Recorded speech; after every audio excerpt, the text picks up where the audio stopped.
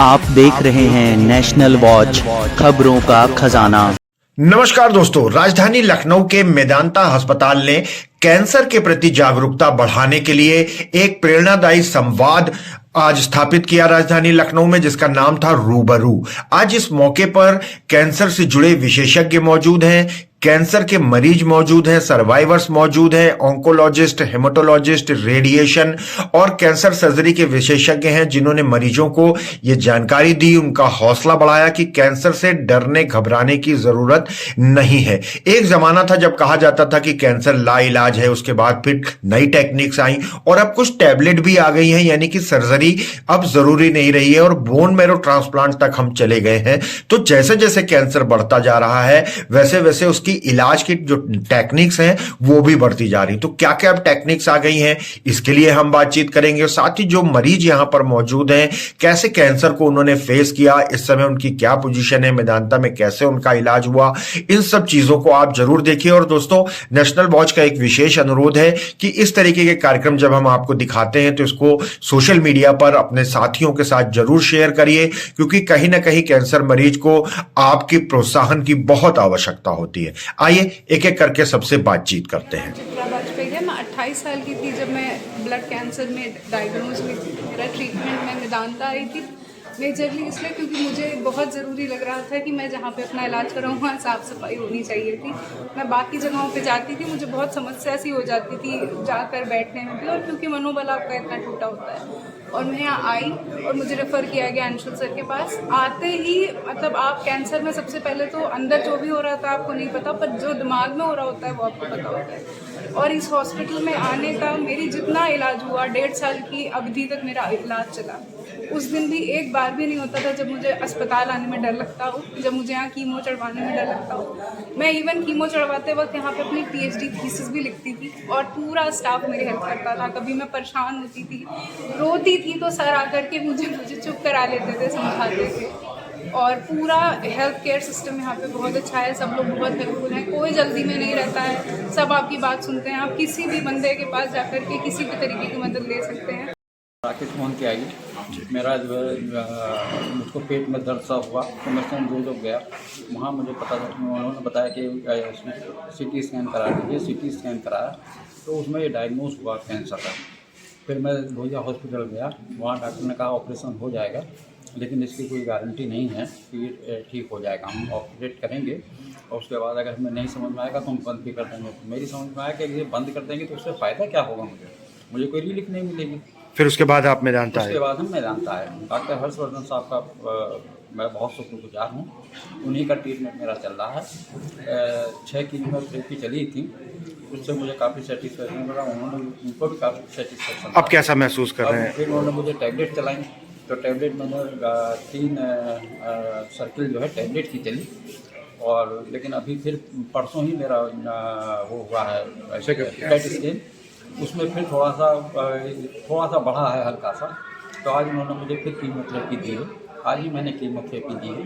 मुझे थोड़ी सी प्रॉब्लम भी हो रही थी, फिर दर्द वर्द सा हो रहा था, लेकिन अब ये कीमोथेरेपी आज चढ़ने से कुछ रिलीफ सा अंदर से महसूस हो रहा है।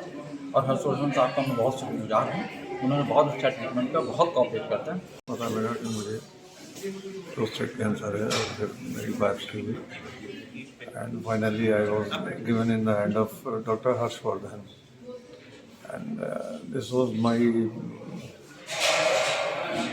ईश्वर का आशीर्वाद था कि मैं डॉक्टर हर्षवर्धन के हाथों में आ गया। रूबरू जो हमारा एक स्पेशल प्रोग्राम है, इसमें जो कैंसर सर्वाइवर्स होते हैं, बल्कि उनको आजकल थ्राइवर्स कहा जाता है, जो कि अपनी कैंसर की जर्नी कंप्लीट करके एक सक्सेस स्टोरी है, उनको बुला के और मरीजों के साथ उनका शेयर किया जाता है अपना एक्सपीरियंस। इससे ये पता लगता है कि मरीजों को जो अभी अपना जर्नी शुरू करनी है उनका मनोबल बढ़ता है कि हमें किस तरह की परेशानियां आती हैं और कितनी आसानी से हमारा एक ट्रीटमेंट हो जाता है ये। इसके अलावा बहुत सारे पेशेंट्स को जो कुछ इश्यूज होते हैं सर्वाइवल में, सोसाइटी में इंटीग्रेट होना है, साइकोलॉजिकल इश्यूज हैं, कुछ उनके बॉडी रिलेटेड इश्यूज हैं, एक्सरसाइज, डाइट, इन सब के बारे में भी उनको जानकारी दी जाती है। तो उनका एक कनेक्ट हॉस्पिटल से बना रहता है कि हमारा चूँकि यहाँ इलाज हुआ है, फॉलोअप एक लाइफ लॉन्ग होता है कैंसर का। तो उनका एक कनेक्ट हॉस्पिटल से बना रहता है और आपस में एक बोनहमी पेशेंट्स की बनती है और एक दूसरे के एक्सपीरियंस से उनका मनोबल। कैंसर अपने आप में एक भयावह नाम है, एक अभिशाप की तरह जनरल पब्लिक में लिया जाता है। बट ये समझना होगा, ये कैंसर के बारे में गलत धारणाएं हैं, मिथ हैं। कैंसर एक बीमारी है और इसका इलाज किया जाए तो एक आम बीमारी की तरह ही एक बीमारी है।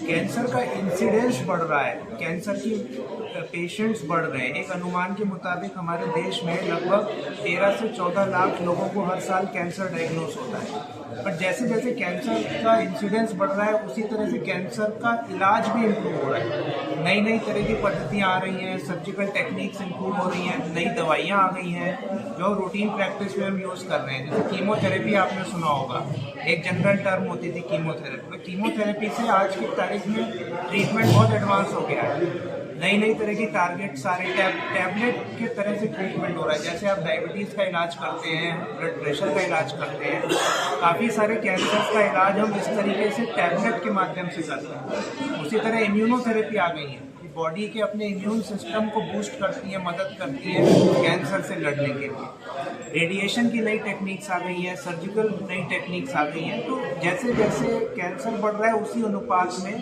कैंसर का इलाज और अच्छा हो रहा है। तो कैंसर से पीड़ित लोग ज़्यादा से ज़्यादा जीवन व्यतीत कर पा रहे हैं, ज़्यादा से ज़्यादा लोग पूरी तरह से ठीक हो पा रहे हैं। सर्वाइकल कैंसर कोई नया कैंसर नहीं है। अगर बात की जाए तो 2012 के डेटा के हिसाब से लगभग 1,23,000 फीमेल लगभग कैंसर सर्विक्स से पीड़ित थी। और दुख की बात यह है कि इसमें से 50% मतलब 67,000 अराउंड फीमेल्स जो थी वो कैंसर सर्विक्स से उनकी डेथ हुई। तो इसका कारण ये है कि वो लेट डायग्नोज हुआ। अदरवाइज कैंसर सर्विक्स जो है अगर अर्ली स्टेज में डायग्नोज हो तो इसका सर्वाइवल और क्योर रेट बहुत ही अच्छा है और पेशेंट अपनी पूरी आयु रह सकता है। कि इसमें आवश्यकता होती है, इसका इलाज दो तरह से संभव होता है। अगर बहुत ही अर्ली स्टेज का है तो उसमें सर्जरी की जाती है, बट अगर ट्यूमर का साइज थोड़ा बड़ा है तो उस केस में कीमो और रेडिएशन द्वारा ही इस बीमारी पे पूरा कंट्रोल पाया जा सकता है। जैसे कि लोगों में मिथ्या होती है नहीं ऑपरेशन करके बीमारी निकाल दो, तो ऐसा नहीं है। ये देखा गया है जितने भी रिसर्च हुई है कि इस कैंसर को कीमो और रेडिएशन द्वारा भी ट्रीट किया जाए तो क्योर रेट उतना ही होता है जितना सर्जरी के बाद होता है। आवश्यकता है कि जैसे कि फीमेल्स में बहुत सोशल स्टिग्मा होता है तो वो जनरली क्या करती है, अवॉइड करती है कि नहीं लोगों को बहुत दिन तक बताती नहीं। तो इसके कुछ लक्षण होते हैं जैसे मासिक के अलावा ब्लीडिंग, खून आना, सफेद पानी आना, बदबूदार पानी आना, कमर में दर्द होना, पेशाब या लैट्रिन की कोई दिक्कत होना। तो ऐसे कोई सिम्टम्स हों तो आप अपने नियरेस्ट हॉस्पिटल में जाके मिलें, गायनेकोलॉजिस्ट को मिलें, आवश्यकता है तो जांचें भी कराएं और फिर आप अगर कैंसर डिटेक्ट होता है तो कैंसर स्पेशलिस्ट को दिखाएं। और इसके अलावा कैंसर सर्विक्स को रोकने के लिए आजकल HPV वैक्सीनेशन का रोल है, जो अभी गवर्नमेंट ऑफ इंडिया ने भी ऑप्शनल कर दिया है, जो कि 15 से 26 साल की लड़कियां जिन बिफोर मैरिज उनके लिए रिकमेंडेशन है कि वो 2 से 3 डोजेज इसकी लगवाएं। और इसका काफ़ी देखा गया है कि इसके द्वारा कैंसर सर्विक्स को प्रिवेंट किया जा सकता है।